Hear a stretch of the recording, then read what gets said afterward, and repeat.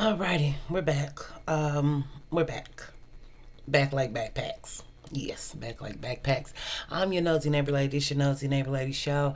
I hope you all are getting ready for Thanksgiving, or whether you're celebrating or not. Happy Thanksgiving, and hope you sending love from my family to yours, right? To you and your loved ones. And this video is going to be about the lavender marriages that they're talking about now. You know, some new term for an old thing that's been happening, or a new thing that people doing. And from my understanding, a lavender marriage is when one or both spouses or partners decide that they want to live together and cohabitate despite being attracted to the same sex. The same sex, yes. So sometime I believe a guy was the first one to make it go viral, saying, oh, he wants a woman to live with and share bills with and play house with, but he really is attracted to men and want to have intercourse with men.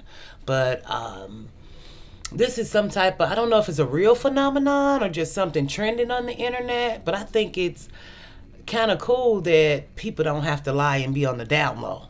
And I think it's kind of a new way in the world, considering that we know that sexuality is fluid now. We know we live in that world and that culture where people might feel like they want to be with a woman next one day and a man the next day. Some people want to accept these things. Some people don't. I think it kind of is more of an age thing and a generation thing. Whereas, you know, me being older, like, why would you want to do that?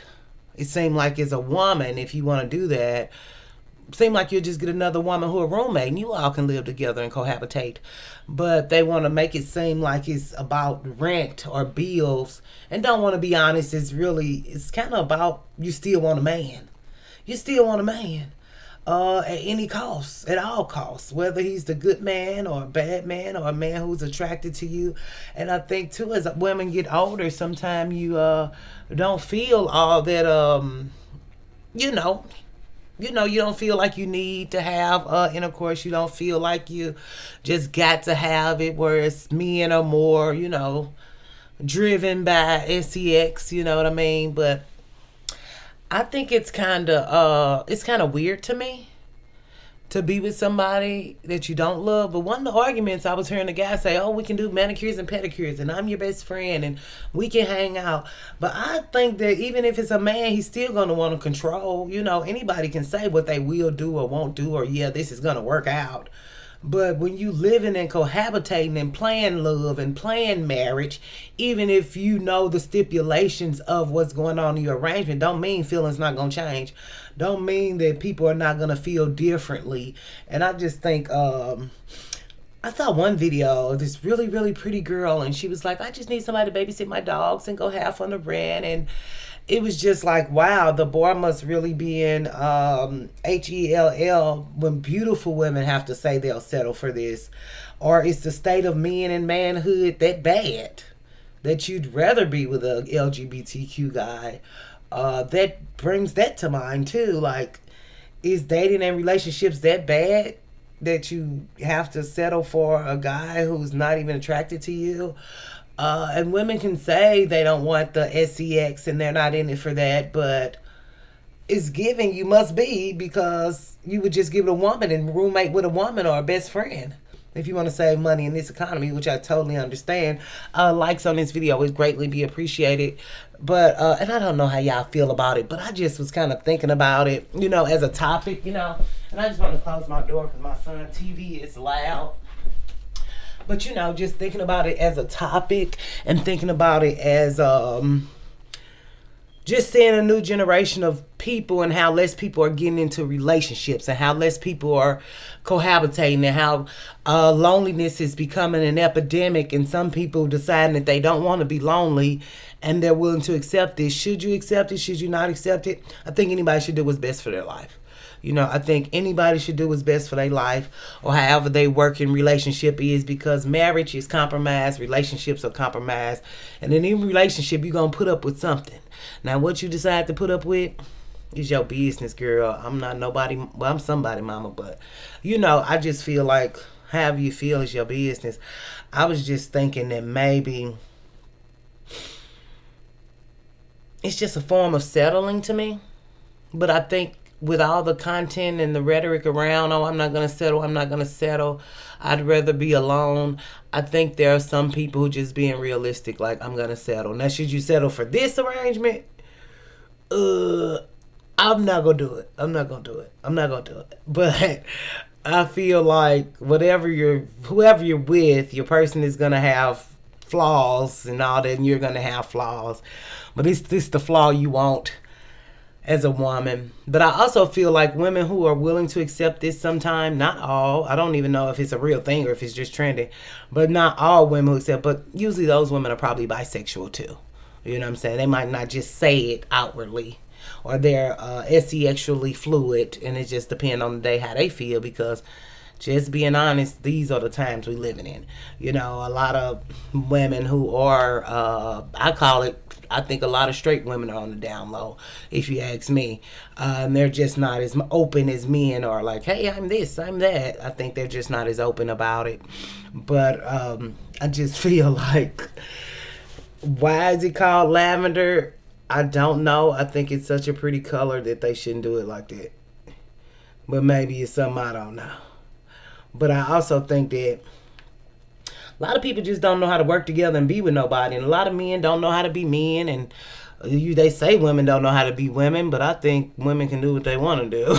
but but I just feel like the state of relationships and cohabitation and living with people and all this stuff, we're just so nihilistic and so like individual, like whatever that's called, the correct term to say it, individualistic and so self-absorbed. Now we live in a culture where everybody is. I'm self-absorbed, just being honest, not taking no shots at nobody.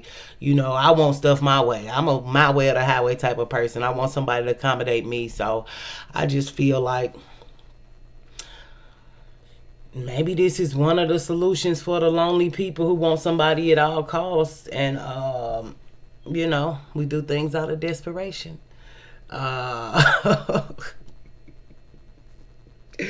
Oh, we do things out of desperation, girl. So why we doing things out of desperation, but not hopefully in the future? Well, we just talked yesterday, and I just vented yesterday, and I took my braids out with y'all yesterday, and it was a little freeing to tell the truth, but I also feel like a fool at the same time. So, but I just think as women, it's just important to figure out what you like, whether society likes it or not, whether I agree, whether your mom or, oh, they did say that about the lavender day. It's for family to stop asking them when you gonna get married. And I feel like to get into something, to prove something to somebody, or to keep people off your back, or you just got to issue with boundaries. Like if you don't want to get married ever and people keep asking you, you got to check them at the door. Hey, I don't want to get married. I'm not getting married. Can we stop talking about that? Or we gonna lose our relationship because you said you push your marriage on me and I don't want it because I'm really want to get away from you now. Or really, I'm not coming to Thanksgiving. I'm not coming to Christmas. I'm not talking to you. If you want to talk about my love life that don't got nothing to do with you, leave me alone. But to put on a whole facade and to get with somebody, to play pretend marriage or pretend love or pretend relationship, who is it serving? It seems like it'll just hurt you more.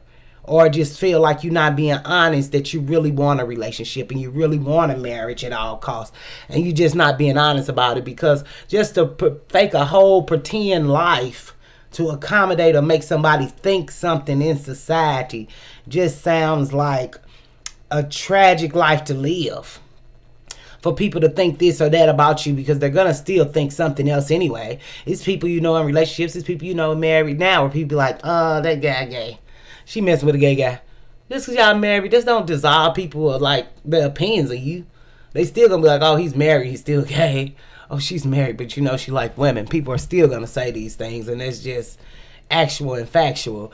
So to pretend and do a whole life when this life is made for living, and we all trying to find ourselves or find some type of peace or happiness or pleasure or something, and you just want to find a lie for your life, I think it's only hurting the people who want to do it or play pretend for somebody, because nobody really cares.